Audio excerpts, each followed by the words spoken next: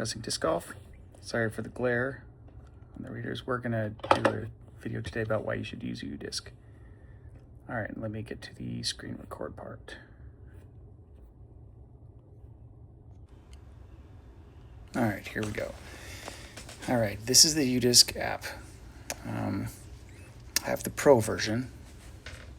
You still can use the regular version. Plus, there's a web version that you can, a lot of this information is on there, but just not your personal stats. So I pay for the U-Disc Pro. I believe it's $14.99 a year. I believe that's what it is. I couldn't find anywhere on here what it said, and I'm not looking at my bill. But it's not expensive. Totally worth it. We'll talk about a couple other apps later, but this is the one that is by far number one. All right, so let's just start with the features of this app. All right. First of all, if you come to the bottom right and click on U, it brings you to this screen. So it tells you your PDGA number, which is a number Professional Disc Golf Association. But you can be an amateur. You don't have to be a pro. I'm not a pro. That number really doesn't mean much unless you do tournaments. I don't really do tournaments because I work weekends. So the last tournament I did was 2022, 4 years ago, and I was a beginner and not great. And anyway, so there's two different ratings. Before we get into the app, let's talk about the ratings. There's U-Disc rating, which is basically 0 to 300, and as you can see, this top, it says mine 210 is my rating. That's, decent, but not great, not bad. Competition, if you click on it, see, I don't have any competition because I don't do tournaments, or haven't for a long time. So that is round-based. Each round you do it, you get a tournament. Now see, if you look down here at my ratings history, it shows down from 170 up to over 210, and it kind of goes back and forth. So round rating, my every day is around 210. Anyway, the PDGA rating is different. That's a number where if you play in a sanctioned tournament, then you get a rating based on your score. So I believe it's 1100 is like perfect. All the top pros are rated around 1050, 1040, 1050, something like that. A lot of pros are down near 1,000 too. So us amateur guys, you might be low 900s. I don't know. My round I did as a beginner was like 813 or something. Horrible. Of course, that was 4 years ago. I don't know what I'd be now. I'd probably be thrilled to be 900. I have no idea. Maybe it's higher, but I don't really play for that. I don't play disc golf for the rating. All right, let's get into the app. Progress rounds. See, all the rounds that you've played. You can just scroll back if you want to look at one and see how you did or whatever and compare it. All right. And let's go to home, bottom left. Shows you how many, the top right, the little lightning streak thing is how many weeks in a row you've played. 7 rounds so far in June, blah, blah, blah. You can scroll over your latest round. And this just shows all the rounds you've done this month. And going back into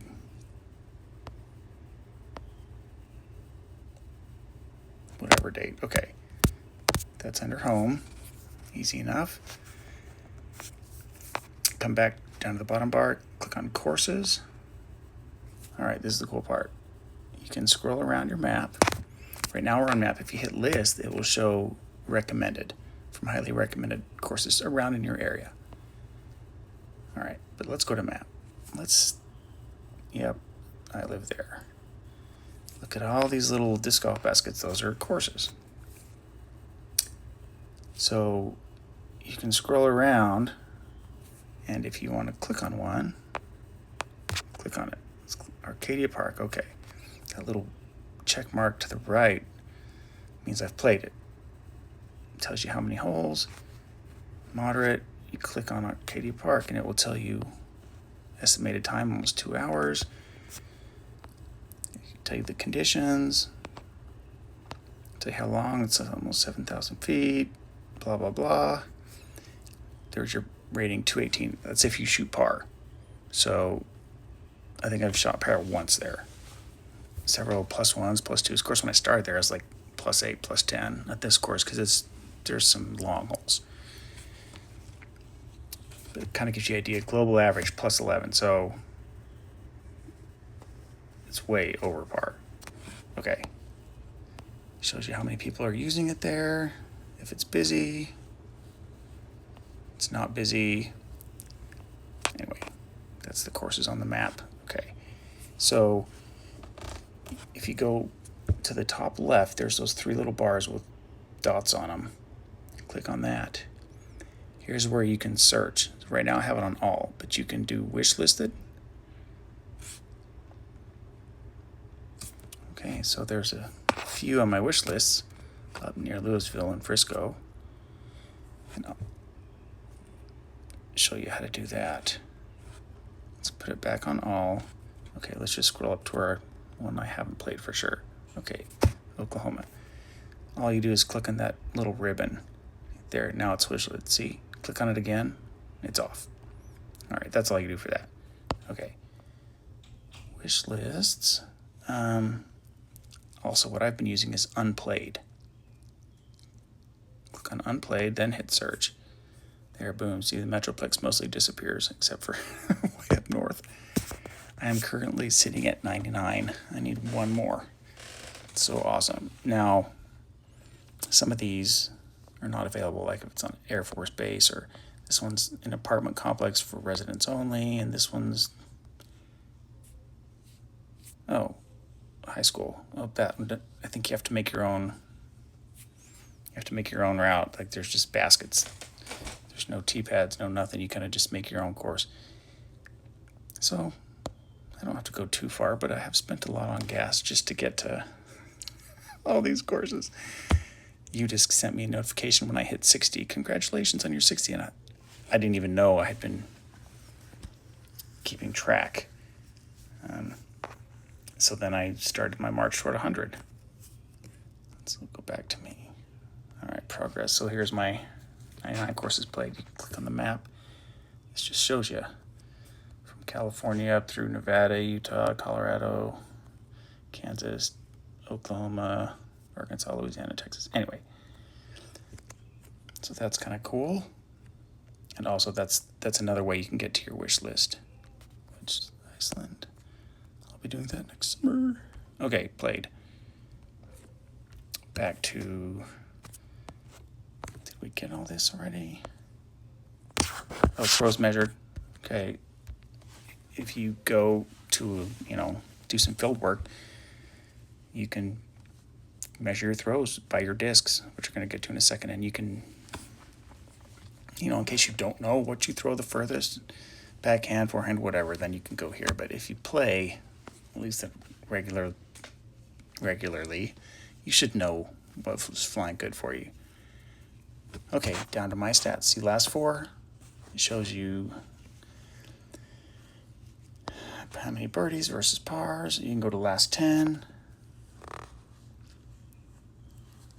Last 10 rounds, birdies versus pars versus bogeys. So last 4, I had 0 bogeys. Awesome. Or 2026. And you go to all time. 1 ace. 2 years ago. Okay, now you come down here. Here's some numbers. It says circle 1 putting, circle 1x putting, circle 2 putting, driving accuracy, hitting the fairway, green and regulation, circle 1, green and regulation, circle 2, and parked. All these percentages really mean nothing to me because I don't use that on a regular basis. That was kind of me just testing it out. And what that is, I should say, if you want to keep track of all that when you do a course, let's say, whatever this is. Okay, let's say you're on this course. Okay, confirm layout. Oh, come on. All right, this would show a little blue dot of where you are, but see, I'm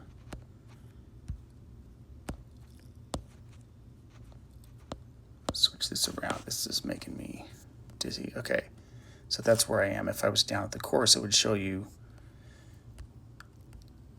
So you go to the T-pad.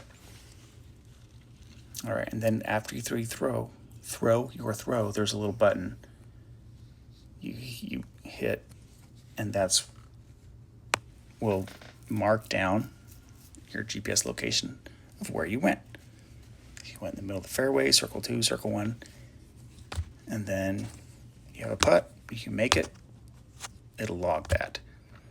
So I don't record where every single one of my shots lands, but you can do that. I just like recording what my score is on each hole, but it does exist, and it will keep that stats for you if you want to do that. Let's delete this. All right, back to, all right, bottom right. So we did courses already. Let's put it back to all. Events, all right.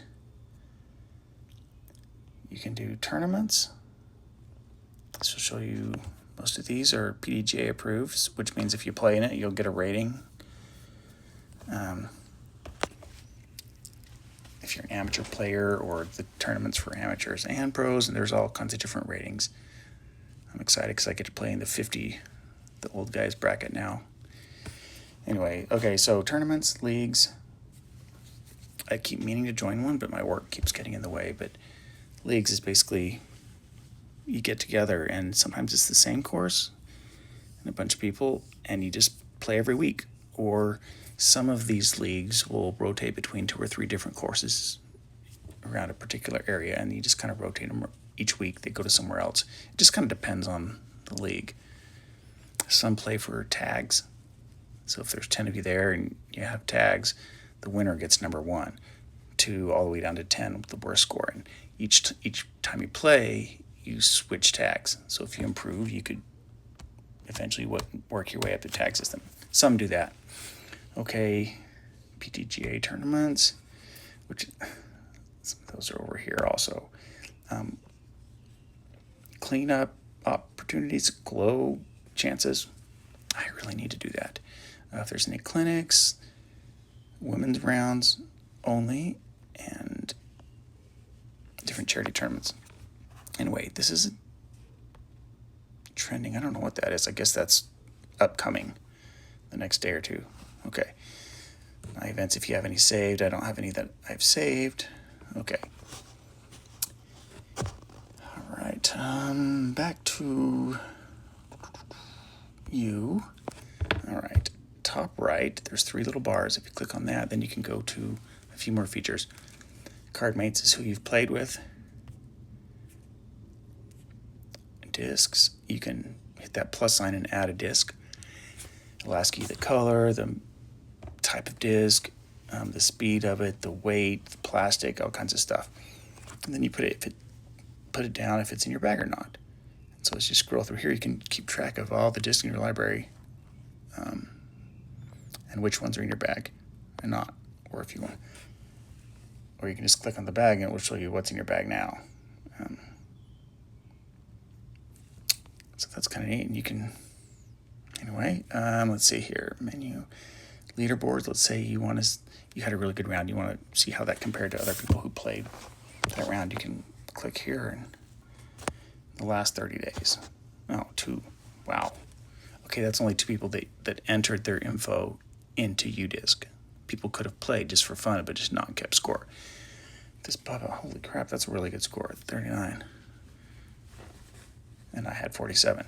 So all time. Shows you all the scores for people that use UDisc. Okay, and measure throw. Here's the GPS part where you go to wherever you're throwing. hit what disc you have, and then throw it, walk out to it. There's another button for end throw, and then you can measure it that way. All right, I think I've rambled for quite a bit. That's the app, though. You should totally get it, even if you don't maybe play every week. I mean, I'm a huge advocate of this. It's not sponsored or anything, but UDisc is amazing. Okay, the other apps, I'm not even going to pull them up on here because it's not worth it. Ace Trace, it's like if you want the follow flight. If you make videos and if you watch on some of the tournament coverages, they have the little blue or green line that follows the disc. That's cool, and all you can do on your phone if you're making YouTube videos, which you'd think I'd like to do that but it's $60 a year. Like, that's a lot. UDisc is 15, so 60, that's a lot, or 150 for a lifetime. That's a steep price. Another one called Disc Finder.